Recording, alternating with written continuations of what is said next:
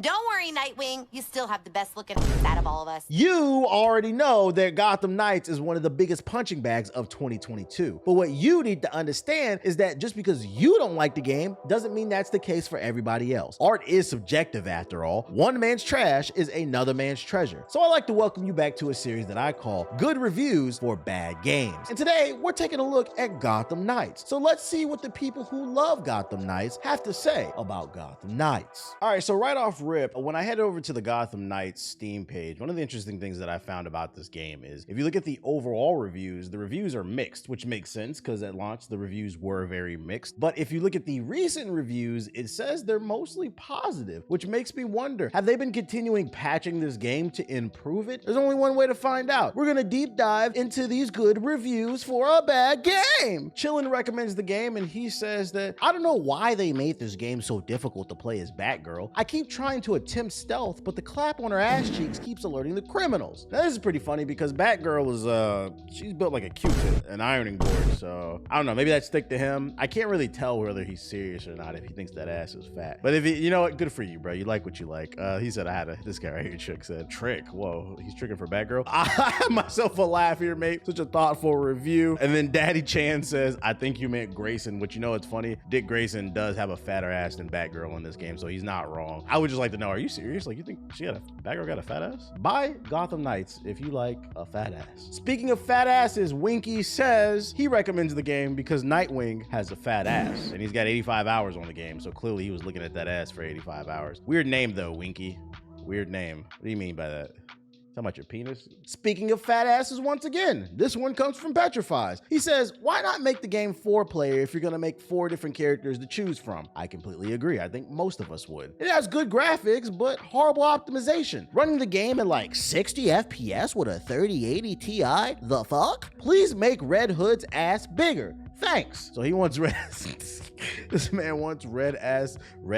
He doesn't want a red ass. He wants Red Hood's ass bigger. The reason I'm confused by this review is because if you read this review, he's just complaining about shit. But then he recommends the game and then he only has 8 hours on the game. I think this guy's a Twitch streamer because he's just chatting.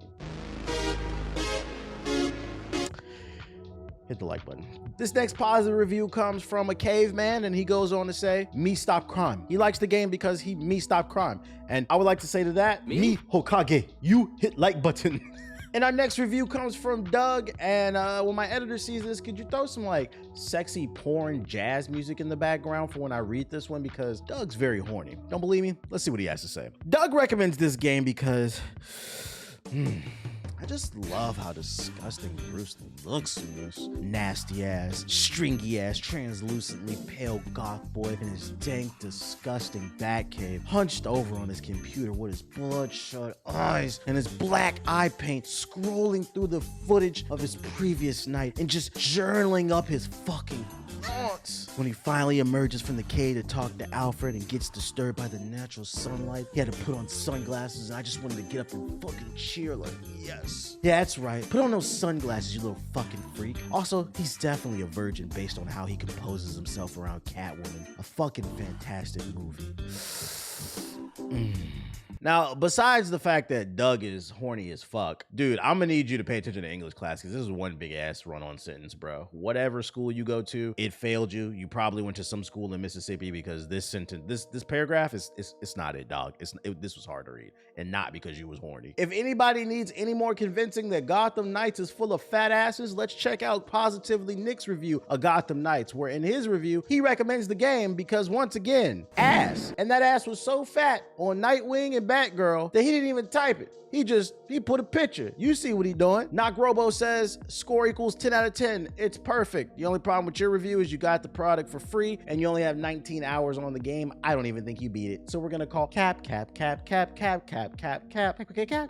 on this review. Davon recommends the game and he has a couple unique points that I haven't seen in other reviews. He recommends it because the combat has skills in their own combos with the light attack and the heavy attack instead of the Arkham one button punch punch the entire game, which I agree, that was unique to the Gotham Knights. They don't really explain it very well in the reviews, but in the game, it has a certain rhythm to it. You can't really button mash, and if you time the attacks correctly, you'll do bonus damage as well as like unique animations, so it forces you to kind of get into rhythm and master the game. It almost feels like you're kind of dancing with your opponent, and I like that about it. Like, I thought it was different. He said the world has side quests that change every night. I don't agree with that. They don't really change every night. It's just like enemies spawn. The only difference is like one mission will be like somebody steals something, you gotta chase them down and punch them in the back of the head, and the other will be a gang will be occupying a space, so instead of punching them in the back of the head, you just drop down and kill them. Well, they don't kill, but just beat all the asses. Then he said pretty cool boss fights, especially the Mr. Freeze one. There were some cool boss fights in this one, but I don't know about the second Mr. Freeze boss fight with like the mech suit. That shit was ass. I didn't like that one. That shit was boring as hell. But you know, he's got 60 hours on the game. I'm gonna respect his opinion. Logic0833 recommends this game, and he goes on to say, I don't see why this game is getting so much hate. As a massive Batman fan, this game has an amazing world that feels lived in, and it truly feels immersive. I completely disagree. There's literally nobody walking around in this game. This is the biggest version of Gotham. You'd be lucky if you see 1 or 2 NPCs on the street, let alone get some unique, crazy dialogue. So I completely disagree. The combat is great on the harder difficulties. It's truly a challenge. Okay. The only area this game falls down is on the traversal. The bat cycle feels off, and the constant need to grapple everywhere due to no gliding is annoying. However, once you unlock the knighthood abilities for each character, traversal gets much more fun. I completely agree with that. The grappling everywhere early in the game was a pain in the ass, but once you unlock everybody's special abilities, such as teleporting or like gliding, and then like you can do like a super jump, and then Batgirl, she can actually glide like Batman. Getting around the city was a lot of fun. And the bat cycle, I don't even think that should have even been in the game. It was really weird because in this game you was ride on a motorcycle and it was making all these loud roaring engine noises, but then you're moving like 2 miles per hour. Was really slow, but then they try to trick you into thinking you're moving fast because it would put speed lines on the screen, but you were moving incredibly slow. So I agree with the traversal part. This review, it's not bad. It's not bad. I'm not mad at this one. B-Mail goes on to say, I recommend this game because it's a good game. Just some people can't read the system requirements. Yeah, you only got 2 hours on this game, so we're gonna call cap on this one too. So our next review comes from the Pin, and the Pin recommends Gotham Knights because he goes on to say, Batgirl's got a nice ass for having been in a wheelchair for so long. And to that I just say,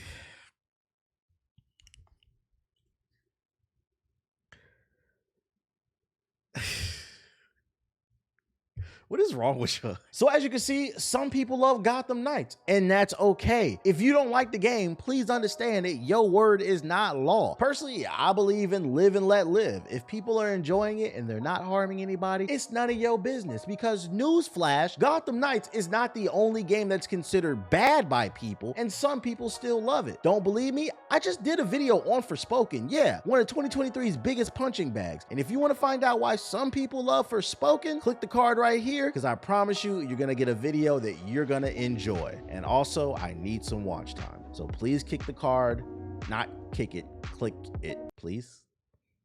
I'm trying, y'all. I'm fucking trying. Click this shit.